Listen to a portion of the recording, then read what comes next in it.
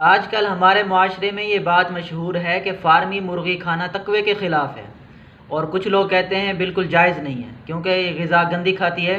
جب یہ غذا گندی کھاتی ہے تو اس کا گوشت کھانا بھی جائز نہیں ہے، اور حدیث پیش کرتے ہیں کہ نبی کریم صلی اللہ علیہ وسلم نے جلالہ سے منع کیا۔ جلالہ وہ جانور ہے جو گندی غذا کھاتا ہے۔ مرغی ہے تو اس کو 3 دن اچھی غذا کھلا کے، صاف غذا کھلا کے اس کو ذبح کرنا کھانا جائز ہے۔ اور اس طرح اگر کوئی بڑا جانور ہے، گائے ہے، بھینس ہے، اس کو بھی 40 دن صاف غذا کھلا کر پھر ذبح کرنا کھانا جائز ہے۔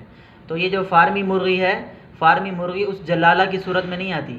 جلالہ اس جانور کو کہتے ہیں جس کی زیادہ تر غذا گندی ہو اور ناپاک چیزیں کھاتی ہو، اور اتنی ناپاک چیزیں، گندی چیزیں کھاتی ہو کہ اس کے گوشت سے یا اس کے دودھ سے اس کی بو محسوس ہو۔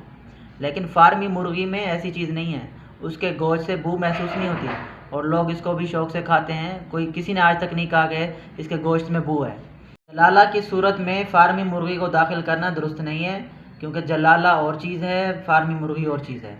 ایک جائز ناجائز کی یہ بات ہو گئی۔ دوسری بات یہ ہے کہ اگر کسی کی صحت پہ اچھی نہیں بیٹھ رہی ہے، کسی کی طبیعت نہیں مان رہی کہ میں اس کو کھاؤں، تو پھر وہ احتیاط کرے، نہ کھائے۔ لیکن دوسروں کو یہ کہنا کہ یہ تقوی کے خلاف ہے، یہ جائز نہیں ہے، یہ اختیار صرف اللہ تعالیٰ کے پاس ہے۔ اللہ تعالیٰ ہی کا اختیار ہے کسی چیز کو جائز قرار دینا، کسی چیز کو ناجائز قرار دینا۔ انسان کے پاس یہ اختیار نہیں ہے۔ انسان صرف احکام پر عمل کرنے کا مکلف ہے۔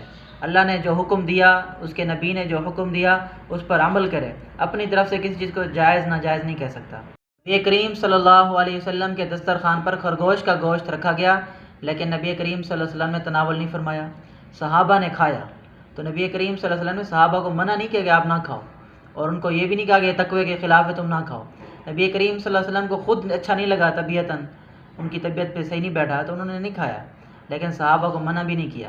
تو یہی صورت ہم بھی اپنائیں کہ جو ہمارے معاشرے میں یہ چیزیں ہیں، فارمی مرغی ہے جن کو کچھ لوگ پسند نہیں کرتے، تو وہ اپنی حد تک اس کو محدود رکھیں، مباح چیز کو اپنی حد تک محدود رکھیں، اپنی احتیاط کو اپنے پاس رکھیں، دوسروں کو ناجائز ہونے کے یا تقوی کے فتوے نہ دیں۔ ہاں، یہ بات ہے کہ اس کے گوشت میں وہ طاقت نہیں ہے جو بکرے کے اور گائے کے اور بھینس کے گوشت میں ہوتی ہے۔ تو اگر انسان وہ گوشت استعمال کرے، اس کا گوشت استعمال نہ کرے، اس بنا پر کہ اس میں اتنی طاقت نہیں ہے، اور کچھ ڈاکٹروں نے یہ بھی بتایا کہ اس کا گوشت کھانے سے انسان کی صحت بھی خراب ہوتی ہے، صحت پر بھی نیگیٹو اثر پڑتا ہے۔ ڈاکٹروں کی تحقیقات کی وجہ سے کوئی اس کا گوشت نہیں استعمال کرتا، تو گنجائش ہے، لیکن اس کو ناجائز نہیں کہہ سکتے۔ مرغی کو 21 دن میں تیار کیا جاتا ہے، اور اس کو ایسی غذائیں دی جاتی ہیں جس سے جلدی اس کی نشو و نما ہو، اور گندی غذائیں دی جاتی ہیں اور بدبودار اور ناپاک چیزیں اس میں شامل کی جاتی ہیں، جس کی وجہ سے اس کا چلنا بھی آسان نہیں ہوتا، خود بآسانی چل بھی نہیں سکتی۔ تو جو مرغی خود بآسانی نہیں چل سکتی، وہ آپ کو کیا چلائے گی؟ ان وجوہات کی بنا پر اگر کوئی احتیاط کرے، فارمی مرغی کا گوشت نہ کھائے، تو گنجائش ہے، لیکن اس کو حرام کہنا، ناجائز کہنا، تقوی کے خلاف کہنا، اس کی گنجائش نہیں ہے۔ یہ کسی کو حق نہیں ہے کہ اس کو تقوی کے خلاف کہے اور ناجائز کہے۔